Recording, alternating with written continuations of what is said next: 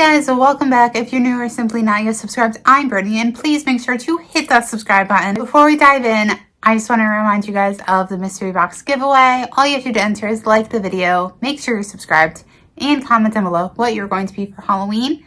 Drawing is held on Halloween, and you can enter on every single video that I upload the entire month of October.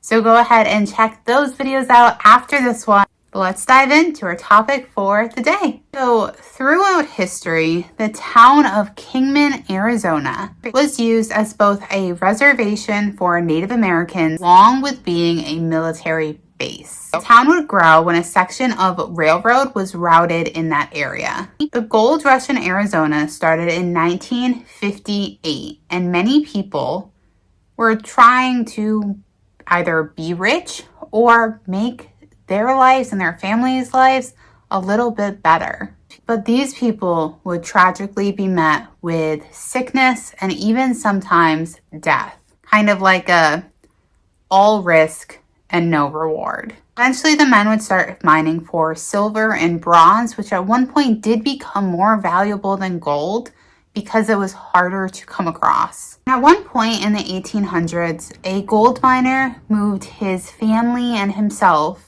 out to the middle of the canyon in order to try to have a better life. And they lived in this tiny wood shed. Times were hard, and the husband would leave for weeks in search of food and gold. The family didn't have funds to keep food in their home regularly, so they were really reliant on what the husband brought home.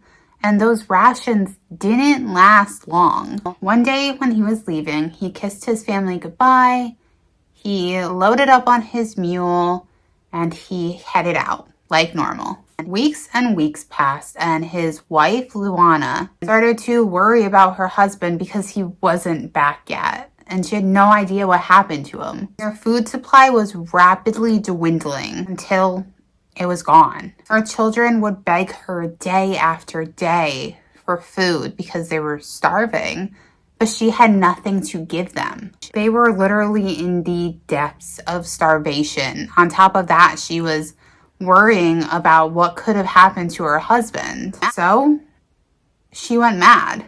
One day, her children begged her for food, and again, she wasn't able to give it to them, and she snapped. This is where the legend starts to vary. The most popular version is that she put on her wedding dress, killed her children, went and chopped them up, and threw the pieces of them into the river. So she was covered in blood, her dress was covered in blood, and the walls were soaked in blood. She's by the river. She comes to for a moment and she realizes this horrendous thing that she did. And she just starts sobbing, and she lets out this excruciating wail of pain. She stayed by the river all night, and the next day she would die of starvation. In another version, she killed them, but she didn't chop them up. And then she proceeded to kill herself. The last version is that the killer was actually another man in her life, or her husband, who didn't like the children, which if it was another man, or even I guess the husband, it was probably because they didn't have enough food.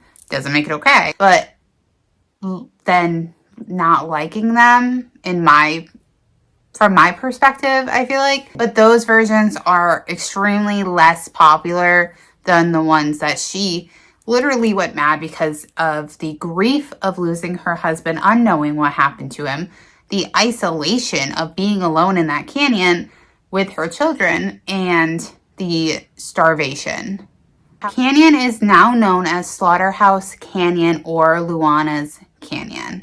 And visitors of the canyon report still feeling an anguish that fills the air, and have also reported hearing screams of both the children and their mother. The ghost of Luana is said to roam that area, searching for her lost husband.